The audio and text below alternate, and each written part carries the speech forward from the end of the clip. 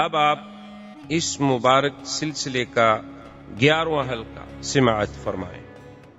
تو اس قسم کے جبریل سے، اور پھر وہ جبریل کے جس کو اللہ نے قرآن میں فرمایا کہ علمہ شدید القوی ذو مرۃ فاستوی وہو بالافق الاعلی، اللہ فرماتے ہیں کہ وہ قوت والا، طاقت والا جبریل شدید القوی، اس سے کہاں بھاگ جاتا جناب براق؟ لیکن مسئلہ امت کو سمجھانا تھا، حضور کی امت کو سبق دینا تھا کہ بھئی اسباب پر بھی عمل کرو اور اللہ پر امید، یہ نہیں کہ اسباب چھوڑ کے ہاتھ پاؤں توڑ کے بیٹھ جاؤ بس جی ہم تو اللہ کے خزانے سے کھا رہے ہیں۔ اب حضور صلی اللہ علیہ وسلم فرماتے ہیں ثم اتیت، اس کے بعد میرے پاس 2 برتن لائے گئے، ایک روایت میں ہے کہ 3 برتن لائے گئے، ایک برتن میں شراب تھی، ایک برتن میں پانی تھا اور ایک برتن میں دودھ تھا۔ مجھے پیاس جو لگی تو میرے سامنے 3 برتن پیش کیے گئے، ایک میں پانی تھا، ایک میں شراب تھی اور ایک میں دودھ تھا، اور کہا گیا کہ حضور ان 3 میں سے جو آپ کو پسند ہو آپ اختیار فرما لیں، آپ چن لیں، آپ کے لیے سب ٹھیک۔ حضور صلی اللہ علیہ وسلم فرماتے ہیں فاخترت اللبن، میں نے تو دودھ کو اختیار کیا، میں نے کہا مجھے تو دودھ دے۔ تو جبریل علیہ السلام بڑے خوش ہوئے اور انہوں نے کہا اصبت الفطرت یا محمد صلی اللہ علیہ وسلم، حضور مبارک ہو، آپ نے تو بالکل عین فطرت پہ جو حق چیز ہے وہ چنی ہے۔ اگر آپ شراب لے لیتے رغبت امتوں کا، آپ کی امت گمراہ ہو جاتی، اور اگر آپ پانی پسند کرتے تو آپ کی امت پانی میں غرق ہو جاتی، اور آپ نے دودھ پسند کیا ہے چونکہ دودھ ہی تو ایک ایسی چیز ہے جو اللہ نے بندے کے لیے خود غذا بنائی، یہی تو چیز فطرت ہے۔ جیسے ہر بچہ فطرت پہ پیدا ہوتا ہے، اس کی غذائے فطرت جو ہے وہ دودھ ہے، کہ ماں کے بدن سے اسے دودھ ملتا ہے اور کوئی چیز نہیں ملتی۔ اگر اس سے کوئی دنیا میں غذا اور اچھی ہوتی تو اللہ اور اچھی دے دے، اللہ کے آگے کیا مشکل ہے؟ جو اللہ تبارک و تعالیٰ ایک عورت کے سینے میں دودھ پیدا کر سکتے ہیں، ایک عورت کی چھاتیوں میں دودھ کی نہریں بہا سکتے ہیں، اور وہاں دیکھیں وہ سسٹم کتنا رکھا ہوا ہے، فلٹر کیسا ہوتا ہے کہ دنیا کی لاکھ مشینری فلٹر کرے اتنا صاف نہیں ہو سکتا جتنا اللہ بچے کے لیے خود نظام بنایا ہوا۔ آپ نے وہ برتن لے لیا اور اس کے بعد کہتے ہیں جبریل علیہ السلام مجھے لے کر مسجد اقصی کی طرف داخل ہوئے، اور مسجد اقصی میں نے دیکھا کہ وہ تو بھری ہوئی، اور بعض روایات میں یہ بھی آیا ہے کہ وہاں اذان دی گئی، اور وہی اذان ہے جو آج مسلمان دے رہے ہیں۔ یہ اذان دراصل اسراء کے زمانے میں مسجد اقصی میں دی گئی اور حضور صلی اللہ علیہ وسلم کے سامنے، تاکہ حضور کو اس اذان کی تعلیم دی جائے اور آپ اپنے صحابہ کو تعلیم دی جا سکے۔ تو نے کہا اللہ اکبر اللہ اکبر، اللہ فرماتے صدق عبدی صدق عبدی، میرے بندے نے سچ کہا، سب سے بڑا میں اشہد ان لا الہ الا اللہ قال صدق عبدی لا معبود غیری، میرے بندے نے سچ کہا میرے سوا کوئی الہ، اشہد ان محمد رسول اللہ قال صدق عبدی انا استفیتہ انا اخترتہ انا ارسلتہ، اللہ نے فرمایا بالکل میرا بندہ سچ کہہ رہا ہے، باقی اس کو تو میں نے چن لیا، میں نے نبی بنا کے بھیجا ہے۔ اب اس نے کہا حی علی الصلاۃ حی علی الصلاۃ، آپ نے فرمایا صدق عبدی، اللہ فرماتے ہیں میرے بندے نے سچ کہا، حرز عبادی، میرے بندوں کو جگا رہا ہے، بلا رہا ہے کہ جلدی اللہ کی عبادت کی طرف پہنچو۔ تو بعض علماء نے لکھا ہے کہ یہ اذان اس وقت بھی ہوئی، اور پھر مدینہ منورہ میں ایک صحابی نے خواب میں بھی دیکھا، اور اس کو بھی حضور صلی اللہ علیہ وسلم چونکہ پہلے سن چکے تھے، اور پھر صحابی کا خواب تھا، فَأَثْبَتَهُ رسول اللہ، حضور نے پھر اسی کو ثابت کر دیا کہ اب یہی اذان رہے گی قیامت تک۔ تو اذان ہوئی، اور اس کے بعد حضور فرماتے ہیں میں نے دیکھا کہ مسجد بھری ہوئی ہے، وسألت جبریل من هؤلاء، یہ کون لوگ ہیں؟ انہوں نے کہا حضور آپ کو نہیں پتا کہ آپ کے استقبال کے لیے اللہ نے آدم سے لے کر عیسیٰ علیہ السلام تک تمام پیغمبر کھڑے۔ تو حضور صلی اللہ علیہ وسلم فرماتے ہیں کہ اب ہم سوچ میں ہیں کہ اذان ہو گئی، نماز ہو گئی. آج دیکھیں، اور ہر پیغمبر سوچ میں ہے کہ آج مقام امامت کسے نصیب ہوتا ہے. جب نماز کا جب وقت قریب آیا تو حضرت جبریل نے فرمایا صرت مشرقا و مغربا، میں نے مشرق مغرب شمال جنوب آسمان و زمین پھر کے سارا دیکھ لیا ہے. ما رأیت مثل محمد، میں نے مدنی کے شان کے مطابق کسی کی شان نہیں پائی. فتقدم یا محمد، حضور آپ آگے بڑھیں کیونکہ آپ سب سے اشرف، سب سے افضل، سب سے اعلیٰ ہیں. آج امام الانبیاء کا شرف آپ کو ملے گا. حضور صلی اللہ علیہ وسلم نے فرمایا میں نے وہاں نماز پڑھائی، اور اس کے بعد حضور صلی اللہ علیہ وسلم فرماتے ہیں کہ سب انبیاء بھی چلے گئے. ثم اخذنی جبریل فاتا عند الصخرۃ، پھر مجھے جبریل لے کے اس صخرہ کے پاس آئے جس پہ اللہ نے اس سیڑھی کو رکھا جہاں سے میرا معراج شروع ہوا. اللہ تعالی عالم بعلمہ اتم. برادران اسلام، محترم بھائیوں، دوستو، عزیز نوجوانوں، ہم نے اپنے ان دروس کے سلسلے میں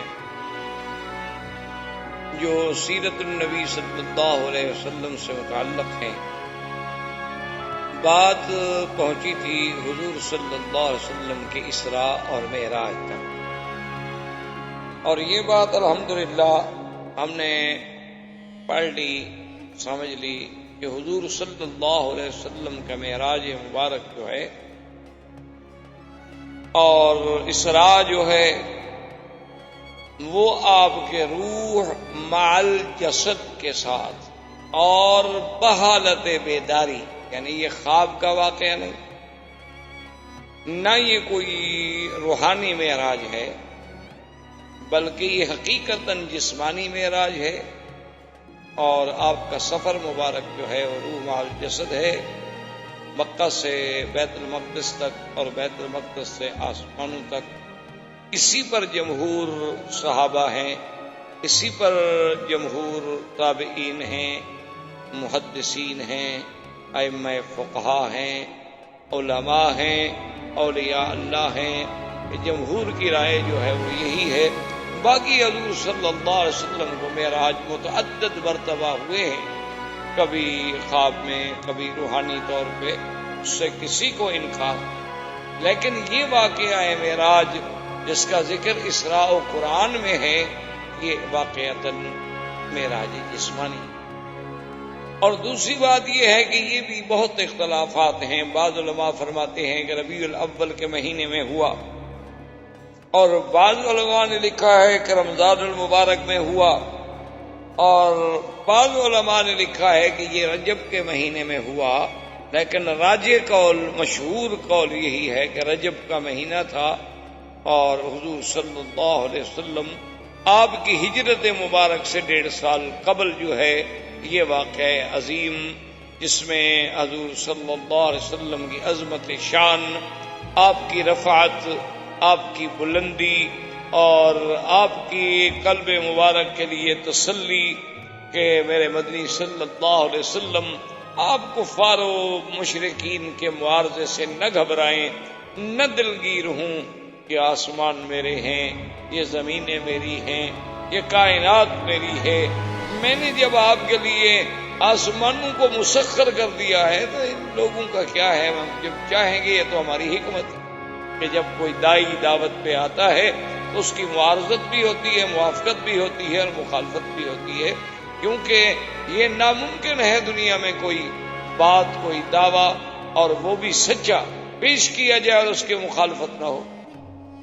تو بہرحال حضور کا سفر اور حضور کا معراج جسمانی، اور راجح قول مبارک بھی یہی ہے کہ یہ رجب میں اور ہجرت سے قبل. اب ہم نے تقریباً درس سابق میں اس بات تک پہنچے تھے کہ حضور صلی اللہ علیہ وسلم براق پر سوار ہو کر بیت المقدس میں پہنچے. راستے میں حضور نے بڑے اللہ کی قدرتوں کے مناظر دیکھے جس کا ذکر آپ سن چکے. مسجد اقصی میں پہنچنے کے بعد سیدنا جبریل علیہ السلام نے وہ ربا آپ کا جو براق تھی اس کو مسجد کے باہر ایک پتھر کے ساتھ باندھ دیا اور پھر حضور کو لے کر اندر تشریف۔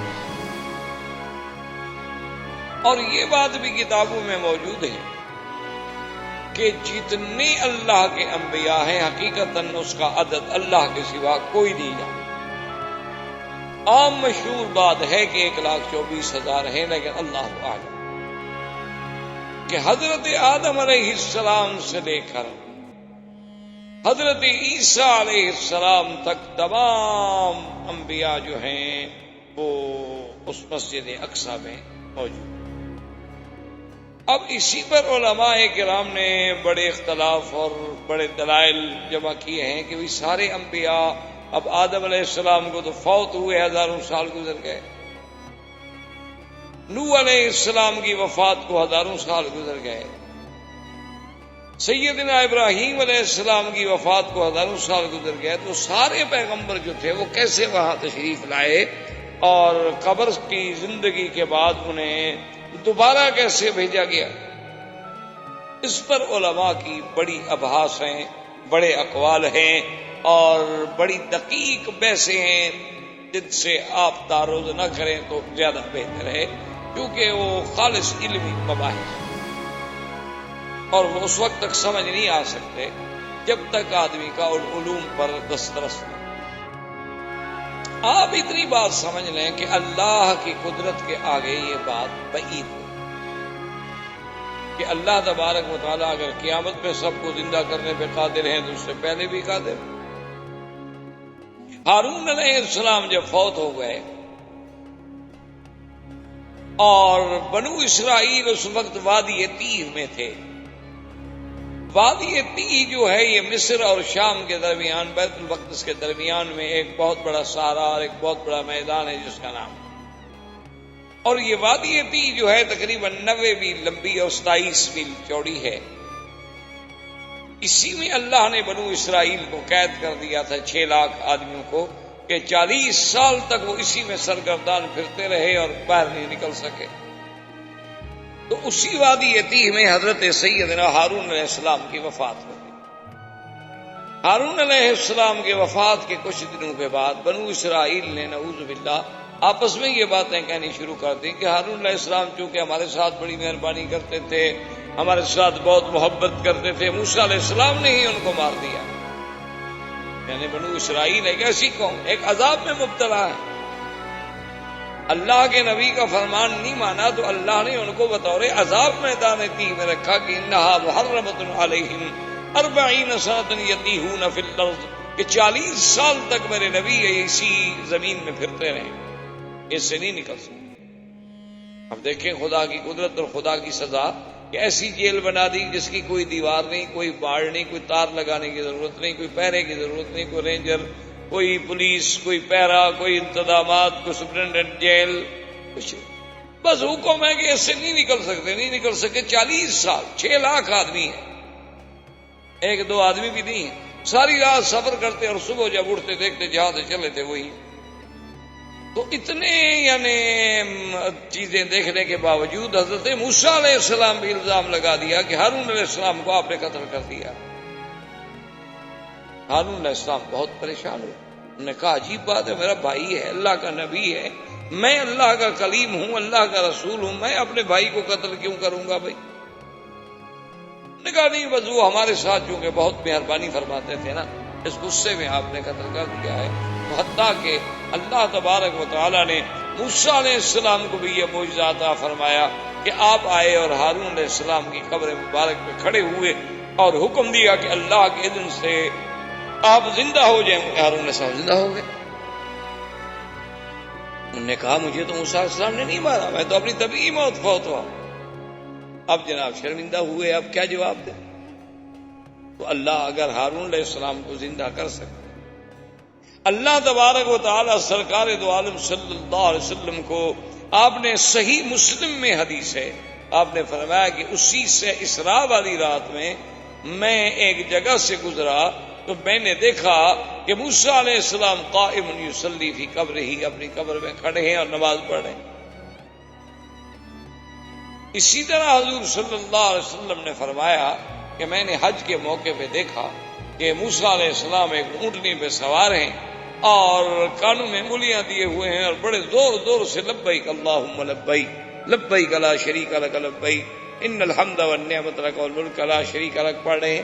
تو اگر موسیٰ علیہ السلام وہاں حج کے لیے آ سکتے ہیں اور قبر میں کھڑے ہو کے نماز پڑھ سکتے ہیں تو ان کا بیت المقدس میں آ جانا بھی کوئی بڑی بات. وما ذلک علی اللہ بعزیز، اللہ کے آگے کیا مشکل. اور بعض علماء نے فرمایا کہ جیسے ایک عالم ارواح تھا جس میں صرف ہماری روحیں تھیں، اور ایک عالم دنیا ہے جس میں ہم بس رہے، اس کے بعد ایک عالم برزخ ہے اور اس کے بعد پھر ایک عالم آخرت ہے. انہوں نے کہا اسی طرح ایک عالم مثال ہے. عالم مثال کا معنی یہ ہوتا ہے کہ اللہ تبارک و تعالی نے ان کو مثالی وجود عطا فرمائے کہ وہ قبر مبارک سے بھی خروج لازم نہ آئے اور مثالی وجود کے ساتھ مسجد اقصی میں بھی حاضر ہو جائیں. بعض علماء کرام نے رحمت اللہ علیہم اجمعین نے اس بات کو یوں بیان فرمایا. لیکن اصل بات آپ اسی پہ رکھیں کہ ایک بات تو یہ ہے کہ اللہ کے انبیاء اپنے قبور میں زندہ ہیں. دوسری بات یہ ہے کہ صریح حدیث ہے کہ اللہ نے زمین پر یہ بات حرام کر دی ہے کہ وہ کسی نبی کے جسے کو چھیڑ سکے.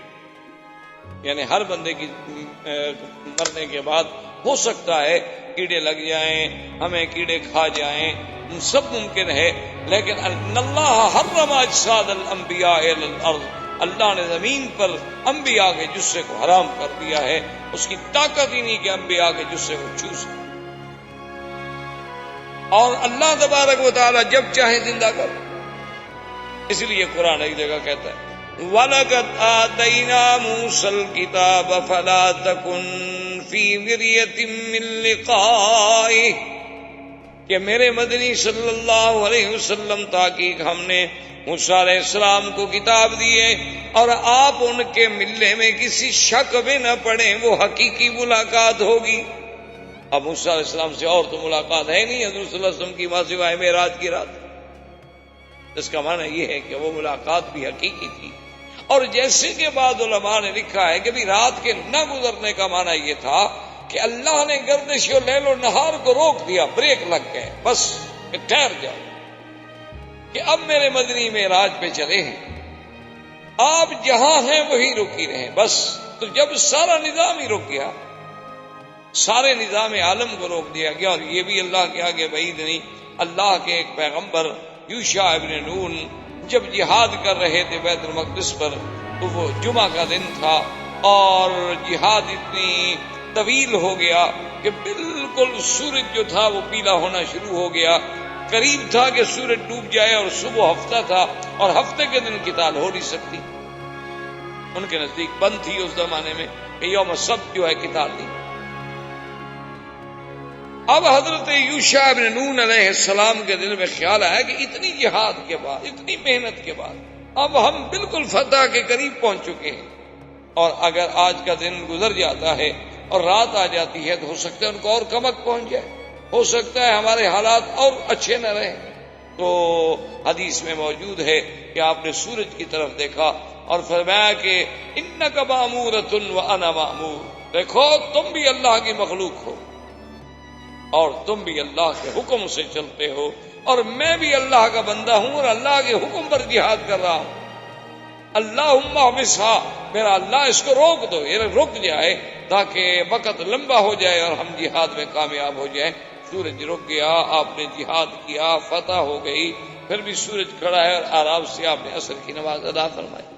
تو اگر ایک پیغمبر کے کہنے سے سورج رک سکتا ہے تو سرکار دو عالم صلی اللہ علیہ وسلم کے لیے یہ پورا نظام عالم جو ہے کیوں نہیں روک سکتا؟ اس کے روکنے میں کیا اشکال؟ تو اس لیے علماء نے فرمایا کہ اس عالم کو اللہ نے روک دیا اور انبیاء کو وہاں بھیج دیا، اور اللہ کے آگے کوئی مشکل نہیں. اور اسی طرح یہ بھی روایات میں موجود ہے کہ اسی اسراء و معراج کی رات میں اللہ کے ایک فرشتے نے آذان دی. یعنی یہ آذان جو ہے یہ بھی لیلۃ المعراج سے چلی. ایک بندے نے، ایک ملک نے آذان دی کہ اللہ اکبر اللہ اکبر، وقال اللہ صدق عبدی صدق عبدی. جب اس نے کہا کہ اللہ اکبر اللہ بڑا ہے تو اللہ نے فرمایا ہاں میرا بندہ سچ کہہ رہا ہے، میں ہی بڑا ہوں، مجھ سے بڑا کون. جب اس نے کہا اشہد ان لا الہ الا اللہ، اللہ نے فرمایا صدق عبدی، میرے بندے نے سچ کہا ہے، کیونکہ لا معبود بحق سوا، اللہ کے سوا کوئی الہ نہیں. اس نے کہا اشہد ان محمد رسول اللہ، قال صدق عبدی انا ارسلتہ وانا استفیتہ وانا ائتمنتہ. اللہ نے فرمایا کہ میرے بندے تو نے سچ کہا، محمد مصطفیٰ کو میں نے رسالت دی ہے، میں نے آپ کو نبوت کے لیے چن لیا ہے، میں نے آپ کو اپنے بھائی کا امین بنایا ہے، تم ٹھیک کہہ رہے ہو. تو یہ آذان جو ہے علماء نے لکھا کہ اصل میں ایک فرشتے نے کہی اور پھر یہ آذان دی گئی محمد الرسول اللہ صلی اللہ علیہ وسلم. اور ایک حدیث میں آتا ہے کہ ایک صحابی نے خواب دیکھا تھا، وہ بھی بعید نہیں، کبھی معراج کی رات بھی یہ چیز دکھائی گئی ہو اور ایک صحابی کو خواب میں بھی دکھلا دیا گیا ہوتی ہے. کوئی ایسی بات نہیں ہے کہ دو آدمی خواب نہیں دیکھ سکتے، یا ایک واقعہ یہاں پیش آیا ہے، ایک واقعہ کسی اور جگہ پیش آیا. تو اب جناب علماء فرماتے ہیں کہ اذان جب ہوئی تو حضرت آدم علیہ السلام سے لے کر سیدنا عیسیٰ علیہ السلام تک ہر پیغمبر اپنے دل میں متفکر بھی ہے، خیال بھی ہے اور تمنا بھی ہے کہ بھئی آج امامت کسے ملے گی. آدم علیہ السلام کے دماغ میں یہ خیال ہے کہ انا ابو البشر، کہ میں ہی تمام انسانیت کا باپ ہوں، مجھ سے زیادہ کون آج بلا مستحق ہو سکتا. نوح علیہ السلام کا خیال ہے کہ انا اول رسول ارسل الی اہل الارض، ساری دنیا کے لیے سب سے پہلے میں پیغمبر ہوں جس کو بھیجا گیا، تو میرا زیادہ حق. ہر پیغمبر اسی سوچ میں ہے. موسیٰ علیہ السلام کی اپنی سوچ ہے، عیسیٰ علیہ السلام کی اپنی سوچ ہے، لیکن جبریل نے کھڑے ہو کے اعلان کیا، انہوں نے کہا کہ اے معاشر الانبیاء، تم جو کچھ کہہ رہے ہو سچ کہہ رہے ہو، لیکن خدا کی قسم ہے ما رأیت مثل محمد صلی اللہ علیہ وسلم، میں نے محمد مدنی جیسا شان کسی کا نہیں دیکھا. فلیتقدم یا محمد، محمد مصطفیٰ آپ آگے آ جائیں، آج آپ امام ہوں گے اور انبیاء مقتدی ہوں گے، تاکہ وہ امام المرسلین، امام النبیین کا لقب جو ہے وہ سچا ہو جائے. یعنی آپ اندازہ کریں امامت انبیاء کوئی معمولی سی بات، امام الانبیاء والمرسلین. اور امام اس کو بنایا جاتا ہے جو سب سے زیادہ علم رکھنے والا ہو. معلوم ہوا کہ اللہ نے سارے انبیاء سے زیادہ علم جو ہے وہ محمد مصطفیٰ صلی اللہ علیہ وسلم کو دیا تھا. اسی لیے حضور فرماتے ہیں اعطیت علم الاولین والآخرین، اللہ نے جو مجھ سے پہلے گزرے ان کا بھی مجھے علم دیا، جو میرے بعد آئیں گے لوگ ان کا بھی مجھے اللہ نے علم دیا ہے، علم الاولین والآخرین.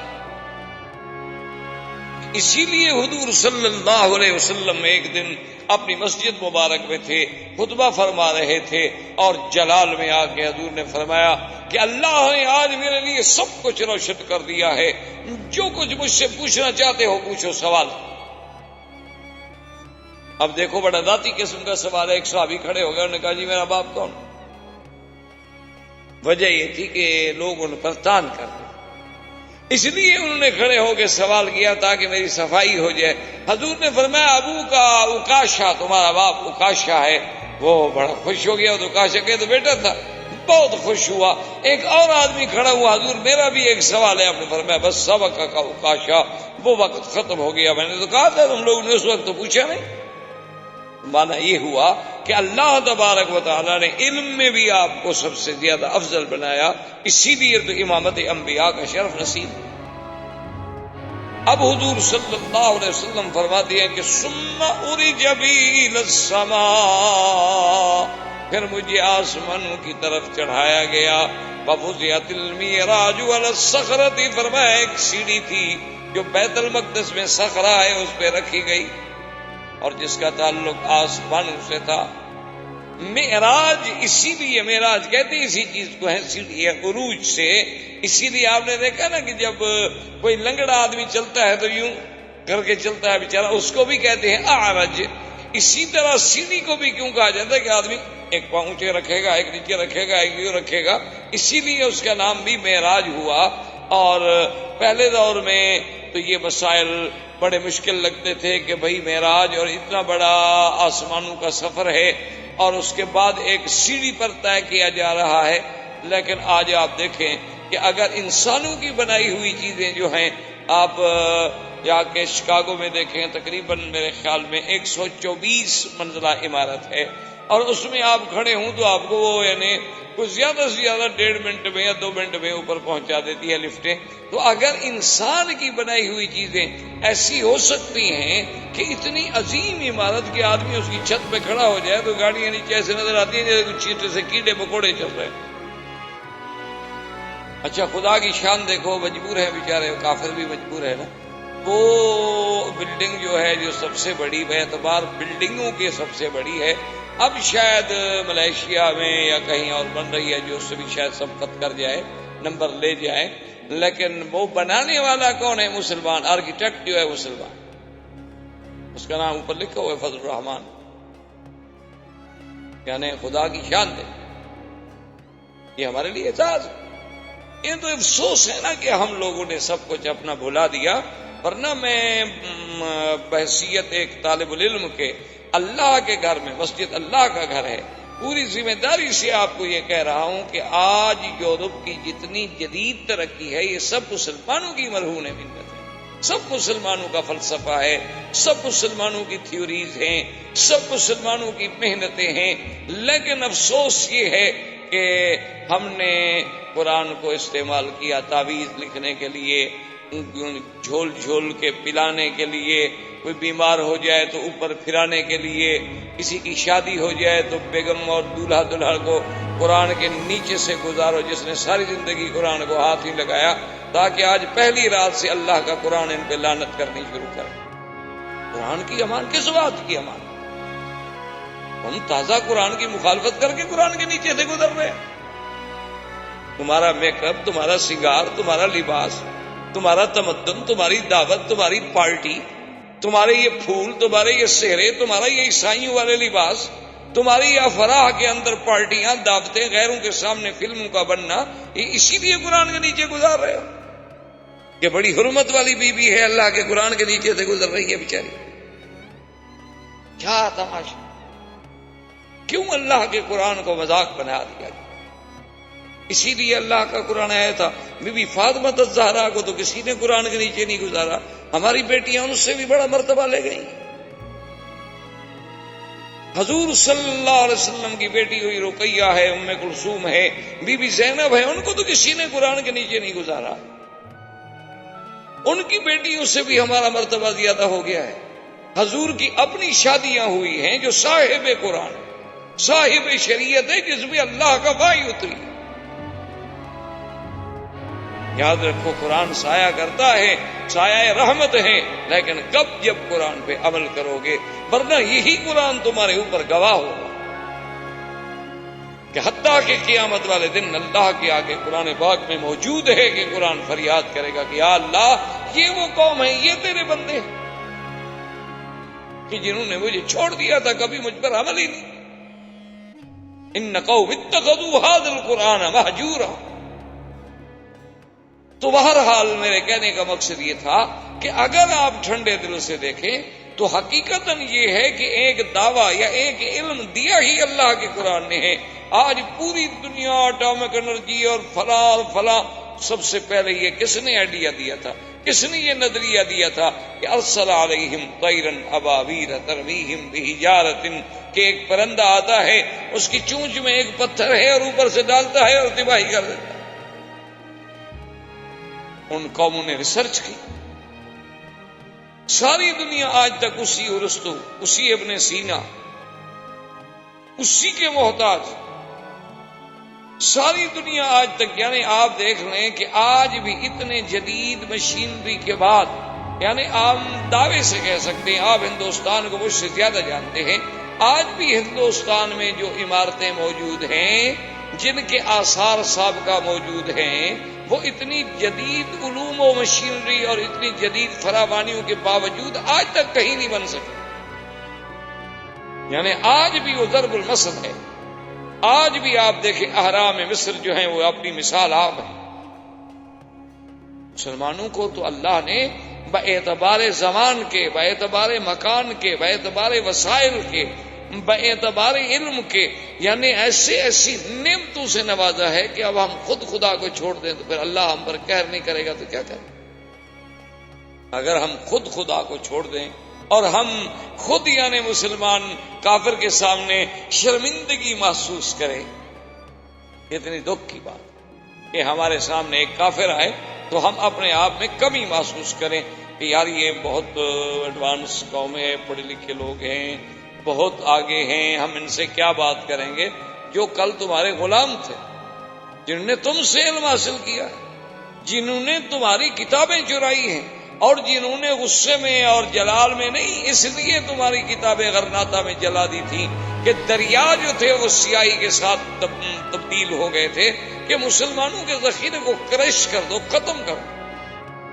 آج بھی آپ دیکھ لیں جناب، ہندوستان بہت بڑا ملک ہے، ٹھیک ہے، اس میں کوئی شک ہے. آپ دیکھ لیں ہندوؤں کی اور متعصب ہندوؤں کی حکومت ہے، لیکن آپ کا سب سے بڑا آئٹم پہ کام کرنے والا کون ہے؟ پھر بھی مسلمان. آپ تو کرکٹ نہیں جیت سکتے جب تک مسلمان ساتھ ہوں. ایسی قوم ہے آپ، کرکٹ نہیں جیت سکتے. اور نخرا اور تازہ اور روب یہ ہے، ہاں ظلم کرنا بہادری نہیں ہوتی کہ مسلمانوں کی بستیاں اجاڑ دو، کہیں بم مروا دو، کہیں کچھ کریے، تو بہادری.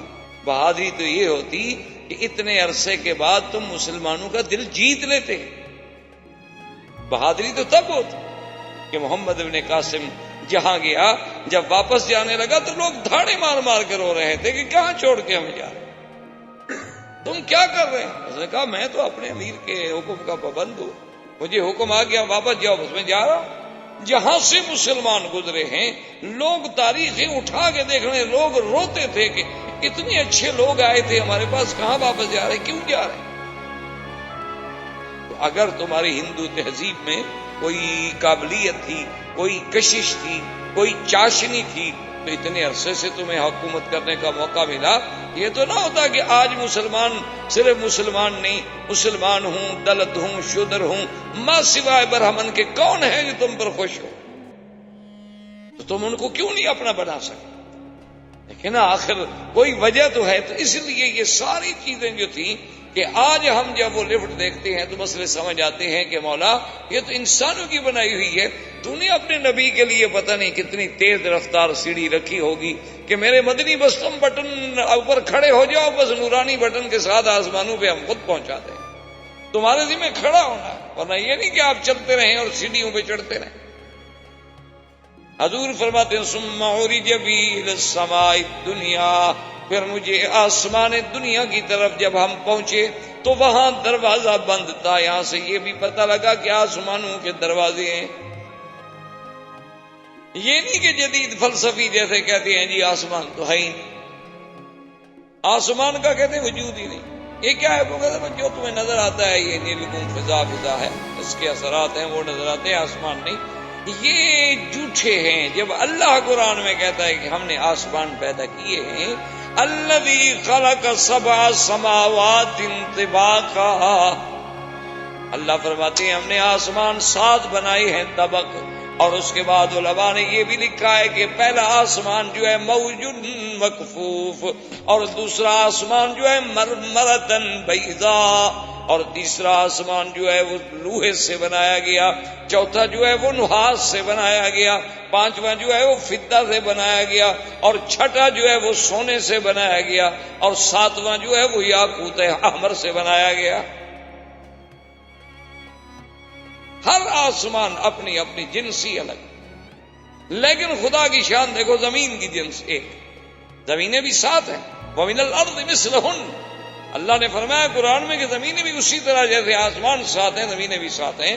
لیکن زمین کی جنس ایک ہے، زمین مختلف نہیں، یعنی ساتوں طبقات اس کے جو ہیں ان کی. اسی لیے قرآن جہاں بھی نام لے گا آپ دیکھیں کہ آسمان کا جمع کا صیغہ آئے گا، زمین کا مفرد کا صیغہ آئے گا، کیونکہ زمین وہاں مراد الارض سے جنس الارض مراد ہے. اللہ تبارک و تعالیٰ نے فرمایا 7 سماوات طباقا، ایک جگہ نہیں فرمایا، کئی مقامات پہ فرمایا. افلا ينظرون الى الابل كيف خلقت والى السماء كيف رفعت. اللہ فرماتے ہیں نہیں دیکھتے میں نے آسمانوں کو کیسے بلند کیا ہے. کہیں فرماتے ہیں والسماء بنيناها بأيد وإنا لموسعون، کہ آسمانوں کو ہم نے اپنے ہاتھ سے بنایا. آسمان اور پھر آسمانوں میں دروازے ہیں. قرآن کہتا ہے ففتحنا ابواب السماء بماء منہمر وفجرنا الارض عیونا فالتقى الماء على امر قد قدر. اللہ فرماتی ہیں کہ ہم نے آسمانوں کے دروازے کھول دیے. جب نوح کی قوم پہ عذاب آیا تو ہم نے آسمانوں کو حکم دیا کھول دو دروازے کا، اوپر سے بھی پانی برساؤ. یاد رکھو پانی کے خزانے جو ہیں بعض آسمانوں میں ہیں اور بعض بادلوں میں ہیں. بعض اللہ نے زمین کے نیچے رکھے ہیں اور بعض کو اللہ نے یعنی برف کی شکل میں پہاڑوں کے اوپر جمایا ہوا ہے کہ بغیر ٹینکیاں بنائے ہوئے تمہارا اتنا پانی اللہ نے محفوظ کر دیا ہے. اور وہ اتنی ایسی چیز جامد کر دی ہے کہ اس میں کوئی کچھ جراثیم کچھ اثر ہی نہیں کر سکتا. کوئی چیز قریب جائے خود ٹھنڈے سے مر جائے اور محفوظ. اچھا ایک دن میں دھوپ میں پڑے تو پگھل جائے، ایسا بھی نہیں ہوتا. اللہ کا ایک ایسا نظام ہے. اور پھر وہ بادلوں میں یعنی پہاڑوں کے عروق ہیں، رگیں ہیں، ان رگوں کے ذریعے کچھ پانی تو بالکل زمین کے نیچے چلا جاتا ہے، جس کو تم پھر اپنا کنویں کھود کے پانی نکالتے ہو، جس میں تم اپنا. اور کچھ پانی ایسا ہوتا ہے جو زمین کی سطح پہ گرتا ہے، جس کو تم نہروں کے اندر قید کرتے ہو، دریاؤں کے اندر قید کرتے ہو، ڈیم بنا کے پابند کرتے ہو. اور کچھ آسمانوں کے اوپر دریا ہے. اسی لیے روایات مبارک میں آتا ہے کہ عرش جو ہے وہ دریا پر ہے، پانی پر ہے، کیونکہ عرش کے نیچے ایک دریا ہے رحمت. تو اللہ چاہتے ہیں تو کبھی وہاں سے پانی برسا دیتے ہیں اور کبھی چاہتے ہیں تو بادل نیچے سے پانی کے قطرات لے کے اکٹھے ہوتے ہیں اور پھر اس سے پانی برستا ہے. اس لیے قرآن نے 2 جگہ ذکر کیا. اسی جگہ پر ہم ففتحنا ابواب السماء بماء منہمر، اور کہیں فرماتے ہیں اانتم انزلتموہ من المزن ام نحن المنزلون. کیا ان بادلوں سے تم پانی برساتے ہو؟ کہتے ہیں نا جی وہ زمین کا سکل کشش کا جو درجہ تھا، وہ زمین میں وہ درجہ کس نے پیدا کیا؟ سیدھی بات کرو، کیوں کان کو یوں گھما کے پکڑتے ہو؟ زمین تم نے بنائی ہے، ہوائیں تم نے بنائی ہیں، دریا تم نے بنائی. جب خدا نے بنایا سیدھی بات کرو کہ اللہ باغ بارش دیتے ہیں جب چاہتے ہیں، نہیں چاہتے نہیں دیتے ہیں. تو اللہ تبارک و تعالیٰ کے نبی جب آسمانوں پہ پہنچے تو حضور سرکار دو عالم فرماتے ہیں کہ جبریل علیہ السلام نے وہاں دروازے پر ناک کی تو اندر سے پوچھا گیا کہ من کون ہو؟ کہا جبرائیل، میں جبریل ہوں. من ما کا تمہارے ساتھ کون ہے؟ قال محمد صلی اللہ علیہ وسلم. انہوں نے کہا میرے ساتھ تو محمد مصطفیٰ ہے. قال هل بعث الیہ، کیا آپ کو دعوت بھیج دی گئی معراج کی؟ انہوں نے کہا کہ ہاں. ثم یفتح لا، فرماتے ہیں کہ پھر میرے لیے دروازہ کھولا گیا اور جب میں آسمان کی سیر کر رہا تھا، اب جناب بڑے بڑے اشکال لوگوں نے کتاب لکھے ہیں جی کہ اللہ نبی آسمانوں پہ کیسے چلے گئے، راستے میں قرۂ زمہریر ہے اور راستے میں کئی قرات ہیں، ان کو عبور کرنا بڑا مشکل ہے، وہ کیسے اس سے جا سکتے ہیں؟ اللہ کے بندے کچھ دیکھو، اصل وجہ یہ تھی کہ جیسے لکھا ہے نا شاہ ولی اللہ محدث دہلوی نے، اللہ ان کی قبر پہ رحمت فرمائے، انہوں نے لکھا ہے کہ اللہ نے جتنے انبیاء کو معجزے دیے ہیں نا، حضرت نوح علیہ السلام سے لے کر سرکار دو عالم حضرت محمد رسول اللہ علیہ السلام تک جتنے معجزے ملے ہیں، اللہ کی آمد کے آنے سے پہلے ان معجزات کی مثالیں دنیا میں پیش کر دیں گے تاکہ قیامت میں کوئی یہ کہہ نہ سکے کہ اللہ میاں یہ بات تو عقل میں نہیں آتی تھی، ہم کیسے مانتے۔ تو آج اگر تمہارے صواريخ، آج اگر تمہارے بنائے ہوئے اپنے مکوک فضائی جو ہیں وہ چاند پہ جا سکتے ہیں اور وہ یہ سارے کرے کراس کر لیتے ہیں، تو اللہ کا نبی اگر جانا چاہے اور لے جانے والا بھی خود اللہ کا حکم سے جبریل ہو تو حضور کیوں نہیں جا سکتے؟ کیا مشکل ہو گئی؟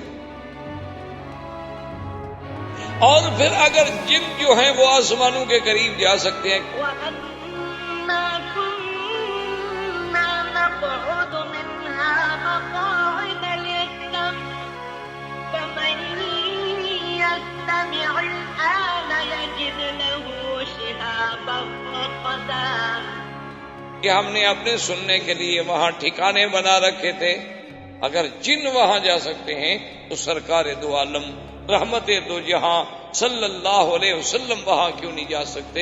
حضور فرماتے ہیں کہ جب میں آسمان دنیا میں پہنچا میں نے دیکھا کہ ایک آدمی ہے، بڑا لمبا قد ہے، کہتی ہے میں حیران ہو گیا کہ ایک آدمی اتنا بڑا قد، اور اس کی ایک کیفیت بھی میں نے دیکھی کہ جب وہ جانب یمین دیکھتا ہے تو خوش ہوتا ہے، مسکرا دیتا ہے، اور جب جانب یسار دیکھتا ہے تو رو دیتا ہے۔ فتعجب تو میں حیران ہوا، میں نے کہا جبریل من نہا، یہ کون؟ میں نے کہا ھذا ابوک آدم، یہ تو آپ کا ابا آدم ہے، چلے آپ سلام کریں۔ تو حضور صلی اللہ علیہ وسلم فرماتے ہیں میں نے سلام کیا تو آپ نے بھی جواب دیا کہ مرحبا بالنبی الصالح والابن الصالح، کیونکہ یہ حدیثوں میں موجود ہے کہ اللہ نے جب آدم کو پیدا کیا تو ان کا قد مبارک جو ہے وہ 60 ہاتھ لمبا تھا۔ بڑے بعض لوگ عجیب ہوتے ہیں نا، اب اسی حدیث مبارک کا ذکر ہو رہا تھا تو ایک آدمی نے سوال لکھا کہ جی آپ نے حدیث مبارک پڑھی ہے کہ آدم علیہ السلام کا قد مبارک جو ہے وہ 60 ہاتھ تھا، تو ہاتھ آدم کے تھے یا ہمارے تھے؟ دیکھیں نا جی قوم کی سوچ ہے ماشاءاللہ، بڑی باریک بین قوم ہے ہماری ماشاءاللہ، وہ محاورہ نہیں ہے کہ بال کی کھال نکالتے ہیں، یہ وہی قومیں ہیں ماشاءاللہ، اللہ ہدایت کے فیصلے فرما دے۔ تو حالانکہ بڑی واضح سی بات تھی، انہوں نے کہا اللہ کے بندے جب ہم نے آدم دیکھا ہی نہیں تو آدم کے ہاتھوں کا ہمیں کیا پتا بھائی؟ ایک سمپل سی بات ہے کہ اللہ ہمیں جو سمجھا رہے ہیں تو صاف بات ہے کہ ہمارے ہاتھ سے سمجھا رہے ہیں، جو ہاتھ ہم نے دیکھا نہیں اسے سمجھانے کا کیا معنی؟ میں آپ سے کہوں کہ میرے گھر میں جو ریڈیو ہے وہ اس جیسا ہے، کون کس جیسا؟ یہ کوئی بات ہوئی؟ میں کہوں گا کہ اس جیسا، تو آپ کو سمجھنے میں تب آسانی ہوگی۔ تو جب اللہ کہہ رہے ہیں 60 ہاتھ، تو 60 ہاتھ کہنے کا معنی یہ ہے کہ تمہارے ہاتھ، آدم کو ہم نے دیکھا نہیں تو آدم کے ہاتھ کا ہمیں کیا پتا؟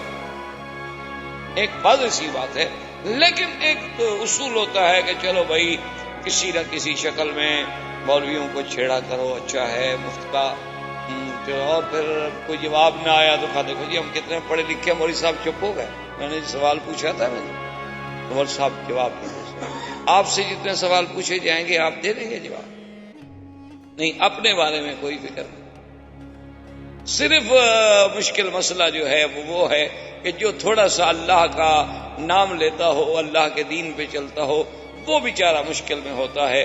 اسی لیے وہ تھا نا کہ رقیبوں نے رپٹ لکھوا دی جا کے تھانے میں کہ اکبر نام لیتا ہے خدا کا اس زمانے میں، تو آج کل تو اللہ کا نام لینا اور دین کا کام کرنا بھی بڑا مشکل ہوتا ہے۔ عجیب عجیب سوال ہوتے ہیں کہ آدمی جناب پڑھ کے حیران بھی ہوتا ہے اور پھر جواب بھی دینا پڑتا ہے، کیا کریں، اس قوم سے گزارا تو کرنا۔ تو بہرحال حضور صلی اللہ علیہ وسلم نے فرمایا کہ میں نے پوچھا کہ جبرائیل یہ ادھر دیکھتے ہیں تو خوش ہو جاتے ہیں، ادھر دیکھتے ہیں رونے لگ جاتے ہیں، کیا بات ہے؟ انہوں نے فرمایا کہ محمد مدنی جب ادھر دیکھتے ہیں تو اللہ ان کو ان کے اولاد کے وہ عالم دکھلاتے ہیں ارواح کا، جو مومن ہیں جو جنت میں جانے والے ہیں، خوش ہو جاتے ہیں کہ ماشاءاللہ میری اولاد میں اتنی جنت میں جائیں گے، اور جب شمال دیکھتے ہیں تو وہ دکھلائے جاتے ہیں جنہوں نے جہنم میں جانا۔ تو آخر باپ ہے، اولاد کتنی گندی ہو باپ کو تو تکلیف ہو۔ اس کے بعد حضور فرماتے ہیں ثم ذهبت ارجت الى السماء الثانیہ، پھر میں دوسرے آسمان پہ پہنچا فاذا بابنی خالہ، میں نے وہاں حضرت عیسیٰ اور یحییٰ سے ملاقات کی. اسی طرح پھر تیسرے آسمان پہ تشریف لے گئے, حضرت ادریس سے ملاقات ہوئی, پھر حضرت ہارون سے ملاقات ہوئی, اور چھٹے آسمان پہ حضرت موسیٰ علیہ السلام سے ملاقات ہوئی, اور ساتویں آسمان پہ جب پہنچے تو حضور فرماتے ہیں کہ میں نے دیکھا کہ ایک گھر ہے اور اس کے ساتھ ایک آدمی ٹیک لگا کے بیٹھے ہیں, اور اتنا فرمایا خوبصورت ہیں, اتنا ان کے چہرے پہ جمال ہے, داڑھی مبارک سینے تک ہے, اور حضور نے فرمایا یوں سمجھ لو کہ بالکل ان کی شکل جو تھی میری شکل سے ملتی تھی. تو میں نے پوچھا کہ جبریل من ھذا, یہ کون ہے؟ فرمایا ابو کا ابراہیم, آپ کا ابا ابراہیم ہے. تو میں نے کہا جبریل یہ گھر کیا ہے؟ فرمایا بیت المعمور, یہ آسمان والوں کا کعبہ ہے. جیسے اللہ نے زمین میں کعبہ بنایا ہے اسی طرح ساتویں آسمان پر بھی کعبہ ہے. اس کعبے کا طواف بندے کرتے ہیں اور اس کعبے کا طواف اللہ کے فرشتے کرتے ہیں. اور کل یوم 70,000 ملک, 70,000 فرشتہ دن میں آتا ہے طواف کرنے کے لیے. اور جبریل نے کہا کہ محمد عربی اسی سے اندازہ لگا لو اللہ کے فرشتوں کا کہ جس نے ایک دفعہ طواف کر لیا اس کو قیامت تک پھر نمبر نہیں ملے گا. 70,000 طواف روز کرتے ہیں, اور ان کو پھر جو کر گئے بس وہ کر گئے, پھر ان کو قیامت تک موقع نہیں ملے. حضور صلی اللہ علیہ وسلم فرماتے ہیں کہ جب میں ساتویں آسمان پہ پہنچا اور اس کے بعد مجھے لے جایا گیا سدرۃ المنتہا, ایک درخت ہے بیری کا, اور اس کو منتہا کیوں کہتے ہیں یاد رکھیں کہ اللہ سے جو احکام آتے ہیں وہ بھی وہی آتے ہیں, پھر وہاں سے فرشتوں کو ملتے ہیں, اور نیچے سے جو ہمارے اعمال جاتے ہیں وہ بھی وہی تک پہنچتے ہیں. منتہا ہو بس انتہا. تو حضور فرماتے ہیں کہ جب میں سدرۃ المنتہا پہ گیا تو میں نے وہ درخت دیکھا, فرماتے ہیں وہ کوئی درخت تھا, عجیب سا درخت. فَإِذَا أَوْرَاقُهَا كَآذَانِ الْفِيلَةِ, اس کے پتے ایسے تھے جیسے ہاتھی کے بڑے بڑے کان ہوتے ہیں, ہاتھی کے بڑے بڑے کان ہوتے ہیں. تو اس طرح بعض علماء نے فرمایا کہ اللہ نے حضور صلی اللہ علیہ وسلم کو بھی ہاتھی دکھلایا, تبھی تو حضور نے تشبیہ دی. اور فرمایا وَإِذَا ثَمَارُهَا, اور اس کو جو پھل لگے ہوئے تھے نا, جو بیر لگے ہوئے تھے, وہ ہماری طرح کے نہیں تھے. فرمایا کلال حجر, جیسے بنو حجر کے مٹکے ہوتے ہیں نا بڑے بڑے, ایسے بڑے بڑے بیر تھے اس کے. اور حضور نے فرمایا کہ اس کے ہر پتے پہ اللہ کا فرشتہ تھا. اور اس کے بعد فرماتے ہیں کہ میں ابھی کھڑا دیکھ رہا تھا کہ اس کو ایک نور نے ڈھانپ لیا, جس کو قرآن کہتا ہے یغشی السدرۃ ما یغشی ما کذب الفؤاد ما رأى لقد رأى من آیات ربہ الکبریٰ. اللہ تبارک و تعالیٰ فرماتے ہیں کہ جب ڈھانپ لیا ڈھانپنے والی چیز اس رحمت نے سدرہ کے درخت کو, اور اس کے بعد جو کچھ میرے مدنی نے دیکھا بالکل حقیقت ہے, نہ تو آنکھوں کو دھوکہ لگا ہے اور نہ دل میں کوئی غلط خیال آیا, بلکہ اللہ نے آپ کو اپنی بڑی بڑی نشانیاں دکھلائی ہیں. اور اس کے بعد حضور فرماتے ہیں کہ ثم غشیہ نور, پھر اس کے بعد ایک منظر بدلتا ہے کہ اس پہ ایک ایسا نور چھا جاتا ہے. فرمایا کہ میں بیان کرنے سے قاصر ہوں, میں بیان نہیں کر سکتا کہ وہ کیسا نور تھا. فرمایا لمبا. اسی لیے علماء نے لکھا ہے کہ اندازہ کریں کہ حضور صلی اللہ علیہ وسلم جیسا فصیح اللسان افصل انسانیہ شخص جو ہے وہ نہ بیان کر سکے تو اور کس کی طاقت ہے کہ وہ بیان کرے گا. اب اس کے بعد فرماتے ہیں, اب یاد رکھیں کہ اس میں اکثر محدثین کرام اور بخاری و مسلم اور صحیح احادیث مبارک سے صرف جو ہمیں ثبوت ملتا ہے معراج کا وہ سدرۃ المنتہا تک ہے, لیکن بعض روایات میں یہ بھی ہے کہ اس کے بعد پھر رف آیا. اور فرماتے ہیں کہ مجھے اس پہ بٹھایا گیا.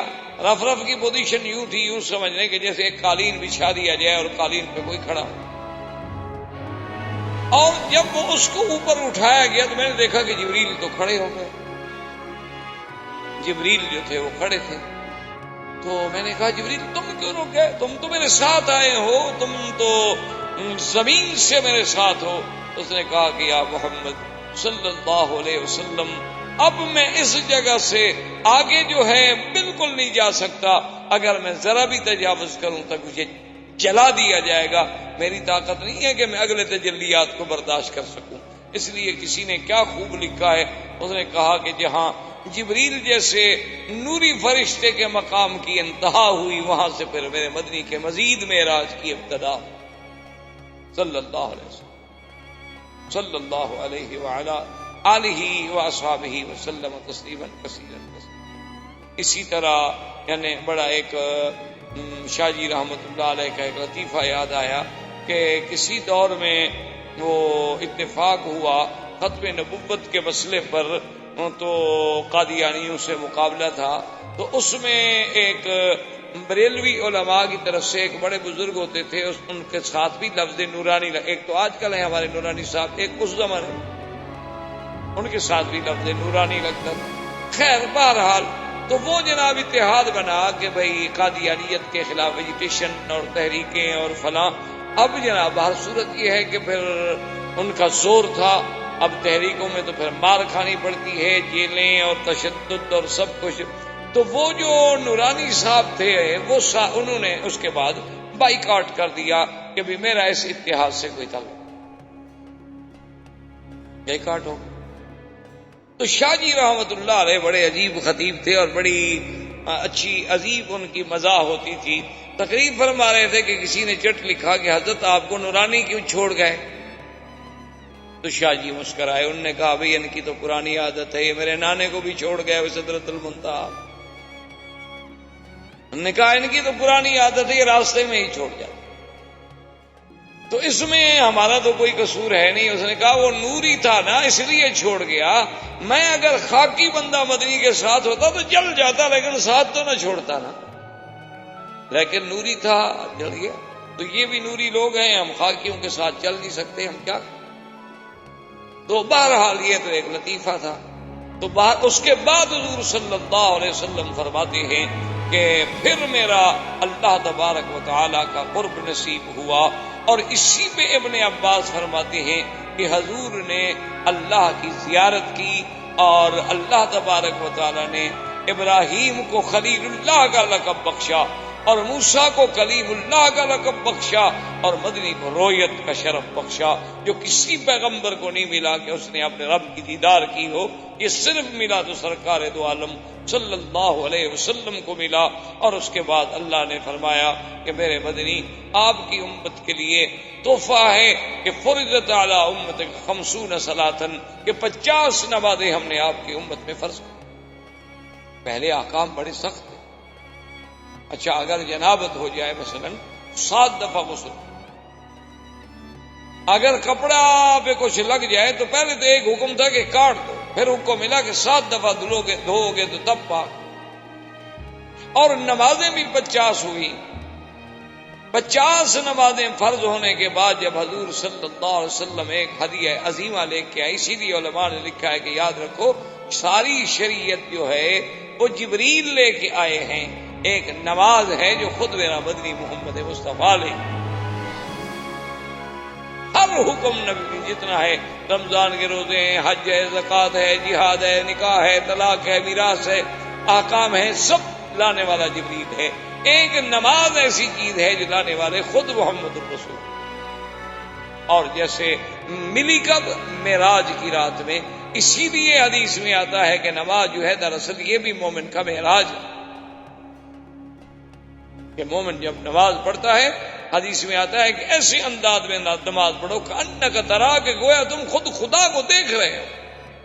اور اگر یہ مرتبہ حاصل نہیں کر سکتے، ابھی اس مقام پہ تمہارا گزر نہیں ہوا، فإن لم تکن ترا فإنہ یراک، وہ تو آپ کو دیکھ رہا ہے۔ کم از کم یہ تو تصور کر لو، یہ تو نہیں کہ نماز پڑھ رہے ہو دور سے دیکھا جائے معلوم ہوتا ہے کہ کھیل رہے ہیں، کوئی رومال بنا رہا ہے، کوئی کپڑے ٹھیک کر رہا ہے، کوئی جناب ماشاءاللہ کبھی گھڑی نکال کے ٹائم دیکھ لیتے ہیں، کبھی پیسے نکال کے STM میں ڈال دیے، کبھی اس کو پکڑ کے ادھر کھڑا کر دیا، کبھی اس کو ادھر کر، نماز نہ ہوگی، تماشا ہوا۔ اور پھر دلائل دیتے ہیں کہ جی جائز ہے، بالکل جائز ہے، ضرورت کے لیے تھوڑا ہے کہ کھیلتے رہو. ہم بھی مانتے ہیں کہ جائز ہے، لیکن جب ضرورت ہو. یہ کہاں لکھا ہوا ہے کہ بلا ضرورت بھی جائز ہے؟ اور جی حضور صلی اللہ علیہ وسلم 2 قدم آگے تشریف لے گئے تھے، پھر 2 قدم پیچھے تھے، تو نفل نماز پڑھ رہے تھے، فرض میں تو کبھی نہیں. نفل نماز میں تو توسع ہوتا ہے.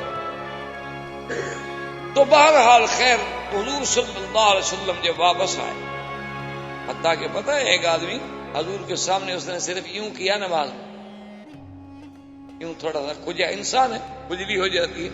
حضور نے فرمایا لو خشع قلبہ لخشعت جوارحہ، اگر اس کے دل میں خشوع ہوتا تو اس کے ہاتھ میں بھی خشوع ہوتا، کبھی نہ ہلتے. اس کا مطلب ہے کہ اس کے دل میں ڈر نہیں.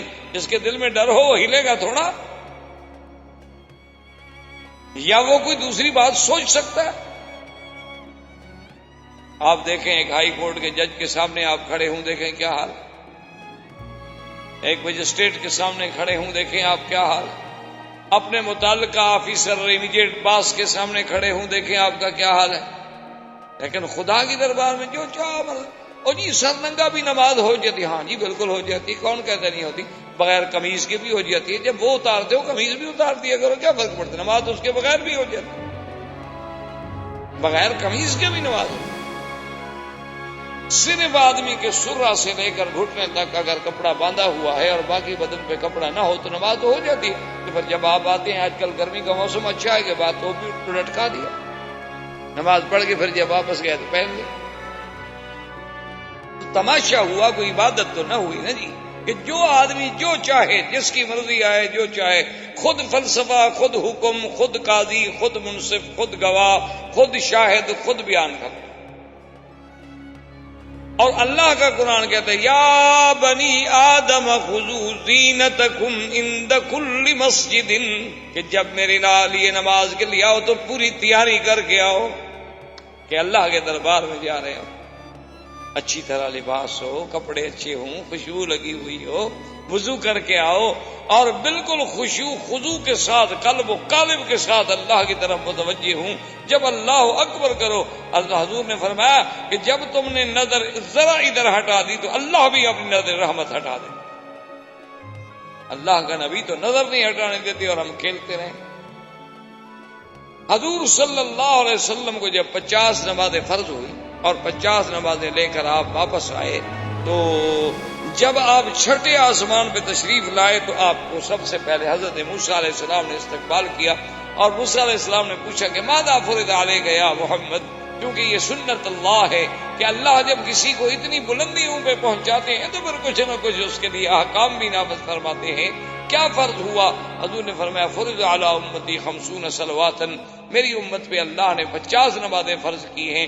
موسیٰ نے کہا ارجع الی ربک فاسألہ التخفیف، کہ محمد مصطفیٰ مہربانی کرو واپس جاؤ، اللہ سے تخفیف مانگو. کہاں 50 نمازیں آپ کی امت پڑھے گی؟ میں نے بنو اسرائیل کو دیکھا ہے، وہ 3 نمازیں نہیں پڑھتے، آپ کی امت 50 نمازیں پڑھے گی. آپ کی امت تو ماشاءاللہ، یہ تو ہو سکتا ہے کہ وہ 50 فلمیں بیٹھ کے دیکھ لے 24 گھنٹے میں، لیکن 50 نمازیں نہیں پڑھ سکتے.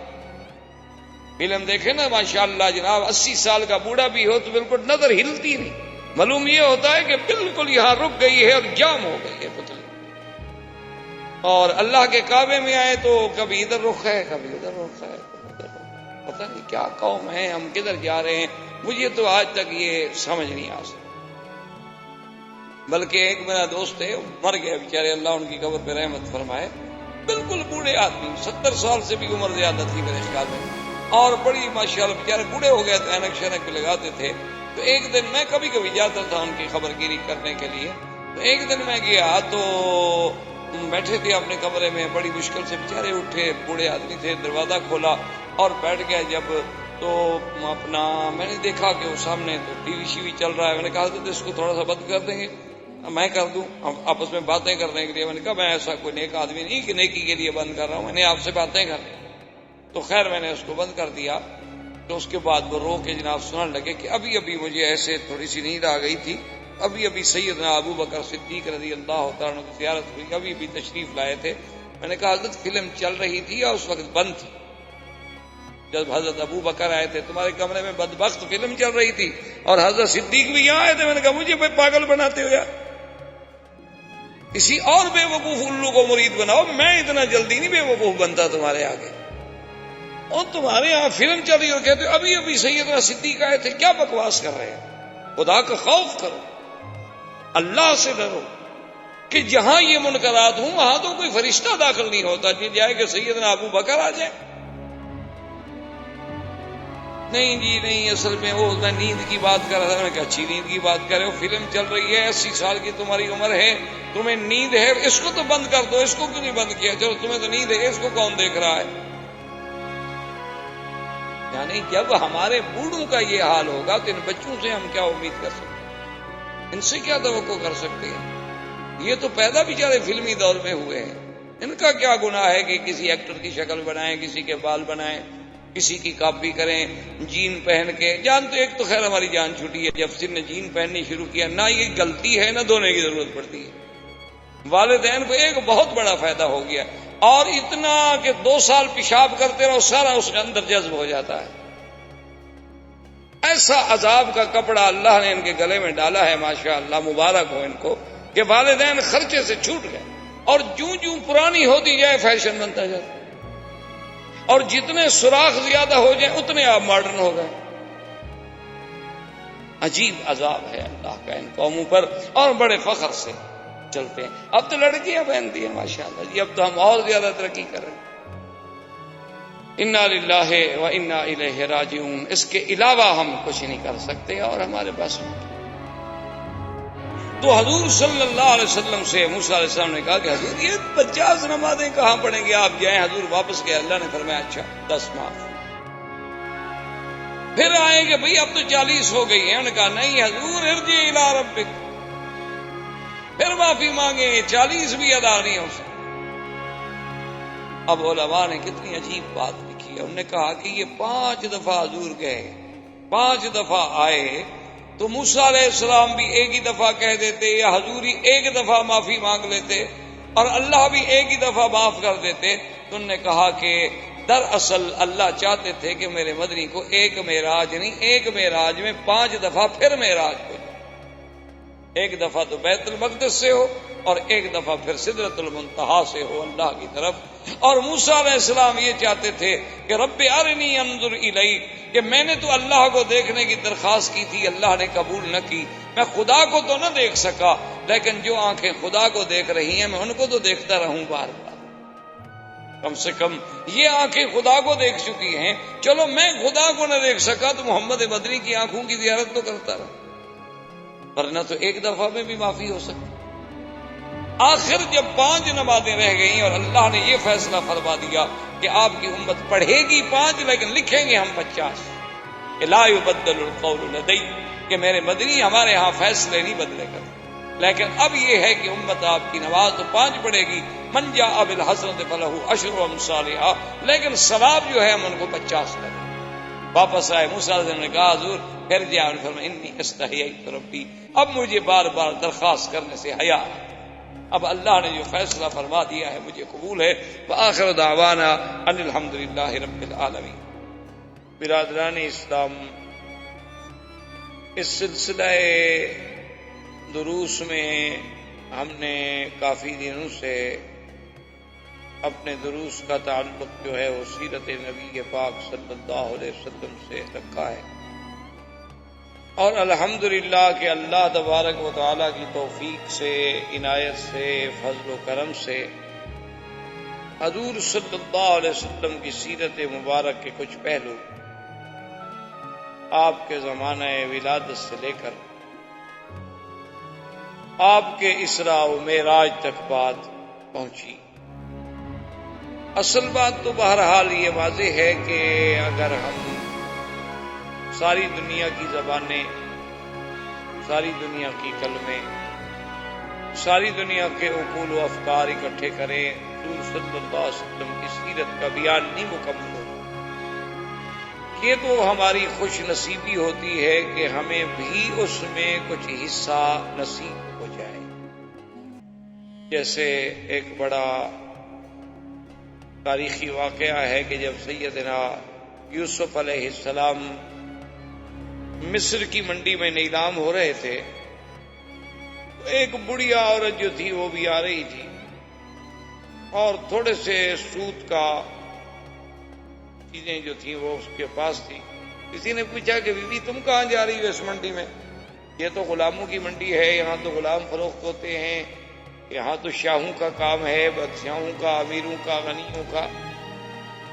تو اس نے کہا میں نے سنا ہے کہ یوسف علیہ السلام جو ہے وہ نیلام ہو رہے ہیں. تو انہوں نے کہا عجیب بات کر رہی ہو، تمہیں تو عام غلام خریدنے کی طاقت نہیں ہے، اچھی جائے کہ تم یوسف علیہ السلام کی خریدار بنو. تو اس نے کہا بیٹا مجھے پتا ہے کہ میں نہیں خرید سکتی، میرے پاس کہاں دولت، کہاں پیسے، کہاں طاقت، لیکن کم از کم خریداران یوسف میں ہمارا نام تو لکھا جائے. تو اصل بات یہ ہوتی ہے کہ جب آدمی سیرت پاک بیان کرے یا سنے تو ہماری صرف خوش نصیبی اتنی ہوتی ہے کہ چلو ہمارا نام بھی اس صف میں، اس قطار میں شمار ہو گیا، ورنہ سیرت پاک رسول صلی اللہ علیہ وسلم تو اگر ساری دنیا بھی رد اللسان ہو جائے تو سیرت کا ایک باب بھی پورا نہیں ہو سکتا. تو ہم سیرت کے دروس میں اس مقام پہ پہنچے تھے کہ حضور صلی اللہ علیہ وسلم جب بیت المقدس میں تشریف لے آئے اور آپ نے وہاں پر جتنے اللہ کے نبی، اللہ کے رسول، اللہ کے پیغمبر ہیں ان سب کو آپ نے نماز پڑھائی. تو اسی سے ایک بات یہ یاد رکھیں کہ یہ نماز ہے یا روزہ ہے یہ پہلی شرائع میں بھی موجود تھا، یہ حضور صلی اللہ علیہ وسلم کی شریعت میں نہیں ہے. یہ ابتدائی شریعت میں سیدنا نوح علیہ السلام، سیدنا ابراہیم الخلیل علیہ السلام، سیدنا موسیٰ علیہ السلام، ہر زمانے میں یہ بات موجود. کیونکہ اگر یہ بات نہ ہوتی تو نماز تو معراج میں ملی ہے، تو پہلے حضور صلی اللہ علیہ وسلم کیسے نماز پڑھاتے؟ تو صاف بات ہے کہ نماز پہلے موجود تھی اور حضور علی ملت ابراہیم علیہ السلام عبادت فرماتے تھے. تو ایک تو لقاء انبیاء اور دوسرا مقام شرف جو ملا وہ تھا امامت انبیاء، کہ حضور صلی اللہ علیہ وسلم کو امام الانبیاء والمرسلین بنایا گیا. اور یہ بات واضح ہے کہ امام اسی کو ہی بنایا جاتا ہے جو افضل ہو. ہاں یہ الگ بات ہے کہ کبھی کبھی مفضول بھی امام بنتا ہے، ورنہ قاعدہ جو ہے اصولی اور اساسی کہ وہ امام بنے گا جو سب سے زیادہ علم والا ہوگا، سب سے زیادہ تقوی والا ہوگا، سب سے زیادہ شان والا ہوگا. تو حضور صلی اللہ علیہ وسلم نے امامت کرائی. اور اسی بیت المقدس میں حضور صلی اللہ علیہ وسلم نے جب پانی کی خواہش کا اظہار فرمایا تو آپ کے سامنے 3 برتن پیش کیے گئے. بعض روایات میں یہ ہے کہ 2 برتن پیش کیے اور بعض روایات میں یہ ملتا ہے کہ 3 برتن پیش کیے گئے. ایک میں تو شراب تھی اور ایک میں دودھ تھا اور ایک میں عام پانی تھا. اور ایک روایت میں یوں بھی آتا ہے کہ ایک میں شراب تھی، ایک میں شہد تھی اور ایک میں دودھ تھا. بہرحال حضور صلی اللہ علیہ وسلم کے سامنے یہ چیزیں پیش کی گئیں تو حضور صلی اللہ علیہ وسلم نے آپ نے دودھ کو اختیار فرمایا اور باقی برتن جو تھے وہ واپس کر دیے. تو جبریل علیہ السلام نے حضور کو مبارک پیش کی کہ یا رسول اللہ صلی اللہ علیہ وسلم آپ کو مبارک ہو کہ اخترت الفطرت، کہ آپ نے وہ چیز چنی ہے جو انسان کی فطرت سے تعلق رکھتی ہے. اگر خدا نہ خواستہ آپ شراب والا برتن لے لیتے تو غوت امتوں کا، آپ کی امت تو پوری کی پوری گمراہ ہو جاتی اور ڈوب جاتی. لیکن آپ نے دودھ کو اختیار فرمایا ہے اور دودھ جو ہے یہ انسان کی فطرت سے تعلق رکھتا ہے. اسی لیے یہ اتنی بڑی نعمت ہے کہ اللہ تبارک و تعالیٰ نے بچے کے پیدا ہونے کے بعد اس کے لیے جو غذا تجویز فرمائی ہے وہ دودھ ہے. ورنہ اللہ قادر تھے اور غذائیں بھی دنیا میں ہو سکتی تھی. اور اسی لیے میرے آقا سرکار دو عالم صلی اللہ علیہ وسلم کی حدیث مبارک ہے کہ جب کوئی آدمی آپ کو دودھ پیش کرے تو انکار نہ کرے، اس کو رد نہیں کیا جائے. ایک خوشبو ایسی چیز ہے کہ کوئی آپ کو ہدیہ کرے تو آپ اسے رد نہیں کر سکتے، اور ایک دودھ ایسی نعمت ہے کہ اگر کوئی آدمی آپ کو پیش کرے تو آپ اس کو رد نہیں کر سکتے، اس کو ٹھکرا نہیں سکتے. ہاں یہ بات یاد رکھیں کہ بعض اوقات آدمی پہلے پی چکا ہے اب وہ نہیں پی سکتا، یا بعض اوقات انسان کے بیماری ہے، کوئی تکلیف ہے جس میں دودھ سے ڈاکٹر نے منع کیا ہوا ہے، لیکن پھر بھی لے لے اس کے ہاتھ سے، اور لینے کے بعد تھوڑا سا ایک بوند لے کے رکھ دے تاکہ حضور صلی اللہ علیہ وسلم کی سنت پہ عمل ہو جائے کہ یہ ایک ایسی نعمت ہے کہ جسے ہم رد نہیں کر سکتے۔ اسی لیے بی بی ام سلمہ فرماتی ہیں رضی اللہ تعالی عنہا کہ جب حجۃ الوداع کے موقع پر حضور صلی اللہ علیہ وسلم تشریف لائے تو عرفات کے دن بی بی صاحبہ فرماتی ہیں کہ ہم اس مسئلے کو سمجھنا چاہتے تھے کہ کیا آج حضور کا روزہ ہے یا نہیں ہے، کیونکہ یوم عرفات کا روزہ جو ہے یہ بہت بڑا ثواب ہے۔ صحیح حدیثوں میں موجود ہے کہ جو آدمی یوم الوقوف عرفات والے دن روزہ رکھے تو اس کے 1 سال گزشتہ کے اور 1 سال آنے والے کے گناہ معاف ہو جاتے ہیں۔ تو اب دیکھنا یہ تھا کہ جب اتنی بڑی فضیلت ہے تو کیا حج کے دن حضور صلی اللہ علیہ وسلم نے عرفات میں روزہ رکھا ہے کہ نہیں رکھا ہے؟ تو بی بی صاحبہ کیونکہ انبیاء علیہ السلام کی ازواج مطہرات تھیں، اللہ نے انہیں علم بھی دیا تھا، اب حضور سے پوچھنا جی آپ روزے سے ہیں کہ نہیں ہیں یہ بے ادبی میں شامل تھا۔ تو بی بی صاحبہ نے دودھ کا پیالہ بھیجا حضور کی خدمت میں، کیونکہ بی بی جانتی تھی کہ حضور دودھ کبھی رد نہیں فرماتے، تو اگر آپ کو روزہ نہیں ہے تو لازمی بات ہے کہ آپ دودھ نوش فرما لیں گے، اور اگر آپ دودھ نوش نہ فرمائیں اور لے کے کسی اور کو دے دیں تو اس کا مطلب ہے کہ آپ روزے کے ساتھ ہیں۔ تو حضور صلی اللہ علیہ وسلم اپنی اونٹنی پر تھے، اور جب وہ دودھ کا پیالہ مبارک پیش کیا گیا تو حضور نے لے لیا اور پی لیا، تو سب صحابہ نے دیکھ لیا کہ حضور صلی اللہ علیہ وسلم روزے کے ساتھ نہیں ہیں، کیونکہ آپ نے دودھ نوش فرما لیا ہے۔ تو اسی سے پھر محدثین نے اور فقہاء نے مسئلہ نکالا کہ عرفات کا روزہ رکھنا بہت بڑی فضیلت ہے، لیکن اگر آدمی حج کر رہا ہو تو اس کے لیے نہ رکھنا زیادہ افضل ہے، کیونکہ حضور صلی اللہ علیہ وسلم نے خود عرفات کے دن روزہ نہیں رکھا۔ ایک آدمی حج پہ نہیں جاتا، جیسے آپ مکے میں ہیں، آپ کی ڈیوٹی ہے، آپ حج پہ نہیں جا رہے تو آپ روزہ رکھ لو، 1 دن کا روزہ ہے، کون سا مشکل ہے۔ لیکن جو آدمی حج پہ جا رہا ہے اس کے لیے چونکہ محنت ہے، اس نے دھوپ میں جانا ہے، عرفات میں کھڑا ہونا ہے، گاڑی نہیں مل رہی، خیمہ نہیں مل رہا، بسیں نہیں مل رہی، وقت پہ انتظام نہیں ہو رہا، غسل کا پانی نہیں مل رہا، اس کے لیے اسلام نے اجازت دے دی کہ وہ اگر روزہ نہ رکھے تو ٹھیک ہے، ورنہ حضور صلی اللہ علیہ وسلم خود روزہ رکھ لے۔ تو اب حضور صلی اللہ علیہ وسلم فرماتے ہیں کہ ثم عرج بی الی السماء، اب مجھے پھر آسمانوں کی طرف، یہاں سے حضور کا معراج شروع، مکہ سے مسجد اقصی تک کا جو سفر ہے اس کا نام ہے اسراء، یہ معراج نہیں ہے، یا نہیں گویا ایک تمہید ہے معراج، لیکن یہ معراج نہیں۔ اور اس میں اللہ تبارک و تعالیٰ کی کروڑوں حکمتیں تھیں کہ پہلے مکے میں شق صدر ہوا، آپ کا سینہ مبارک کھولا گیا، اس میں اللہ تبارک و تعالیٰ کی رحمت سے ایسی چیزوں کا اضافہ کیا گیا تاکہ آگے جن قرات سے میرے آقا نے محمد پاک نے گزرنا ہے وہ قرات آپ پہ اثر نہ کر سکے۔ اور دوسرا ایک ایسی سواری پر سوار کیا گیا کہ جس کا نام براق، برق، کہ جہاں نظر پڑتی ہے وہاں قدم پڑتا، اور اس کے بعد پھر لقاء انبیاء علیہم الصلوۃ والتسلیم کے حضور کی اور اشتیاق بڑھ گیا، اور پھر حضور فرماتے ہیں کہ میرے معراج کی ابتدا جو ہوئی ہے وہ بیت المقدس سے ہوئی ہے، اور بیت المقدس مسجد اقصی میں ایک جگہ ہے صخرہ، اس کو کہتے ہیں صخرۃ بیت المقدس، ایک بہت بڑا پہاڑی، یعنی ایک بہت بڑا پتھر، وہاں پر سیڑھی رکھی گئی۔ تو اب جب پہلے دور میں ہم چھوٹے سے ابتدائی دور میں کب کتابیں پڑھتے تھے تو بڑی عجیب سی حیرت ہوتی تھی کہ بھی سیڑھی پر آسمانوں کی طرف چڑھایا جانا ایک بڑا مشقت والا کام ہے، کہ جب آسمانوں کا فاصلہ جو ہے وہ تقریباً زمین سے لے کر پہلے آسمان تک 500 سال کا فاصلہ ہے، یعنی اگر آدمی پیدل چلے تو حضور صلی اللہ علیہ وسلم کے لیے سیڑھی کا آخر کیوں انتظام فرمایا گیا؟ تو اب جناب یہ ہے کہ اب جب اس دور میں سائنس ہمارے سامنے جدید ایجادات کا ذریعہ بنی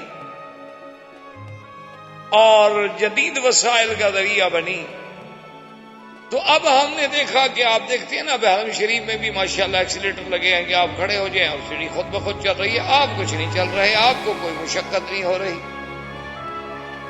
یہاں تو خیر بڑے تھوڑے سے فاصلے کے ہیں۔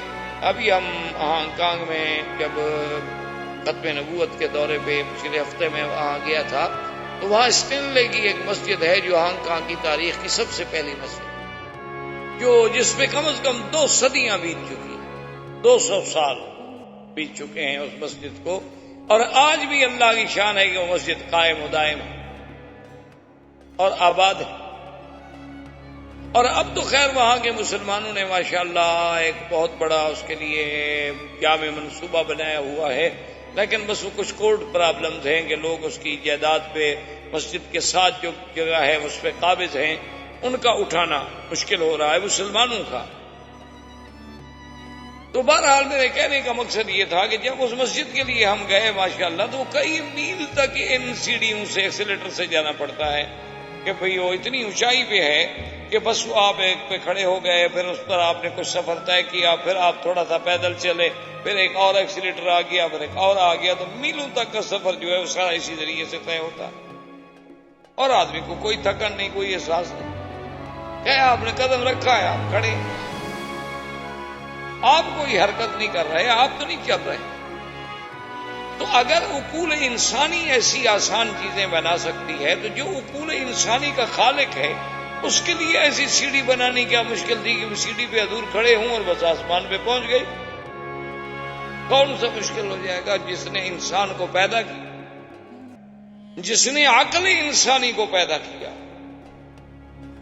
اسی لیے ایک حدیث پاک مبارک میں یہ بھی آتا ہے کہ اول ما خلق اللہ القلم ثم خلق الدوات، یعنی خلق النون ثم خلق العقل۔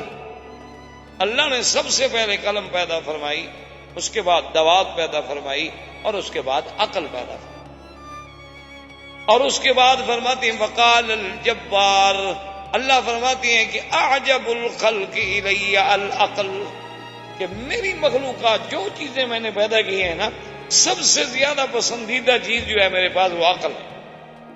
اور اس کے بعد اللہ فرماتے ہیں وعزتی وجلالی لأکملنک من احببت ولانکسنک من ابغضت۔ اللہ نے فرمایا کہ اے عقل، میں نے تجھے پیدا کیا ہے، مجھے اپنی عزت و جلال کی قسم ہے کہ جو مجھے محبوب ہوگا میں اس کو کامل العقل بنا دوں گا، اور جس سے مجھے ناراضگی ہوگی میں اس کا عقل چھین لوں۔ اسی لیے میرے آقا سرکار دو عالم، سرکار دو جہاں، رحمت للعالمین صلی اللہ علیہ وسلم نے فرمایا اکملہم عقلا اطوعہم للہ، کہ سب سے کامل عقل کی نشانی کیا ہے؟ جو سب سے زیادہ اللہ کا فرما بردار ہو، جو سب سے زیادہ اللہ کے فرمان پہ چلنے والا ہے، مانا اس کا عقل سب سے زیادہ۔ اسی لیے یعنی آپ حیران ہوں گے کہ علماء قرآن و سنت کا یہ فیصلہ ہے کہ کافر جو ہے اس کا عقل نہیں ہوتا۔ آپ کے لیے تو خیر یہ نئی بات ہوگی کیونکہ آپ نے تو سب کچھ علمی کافروں سے پڑھا ہے، آپ کہیں گے ان کا کیسے عقل نہیں ہوتا؟ آپ کی تو ساری کتابیں ان کی لکھی ہوئی۔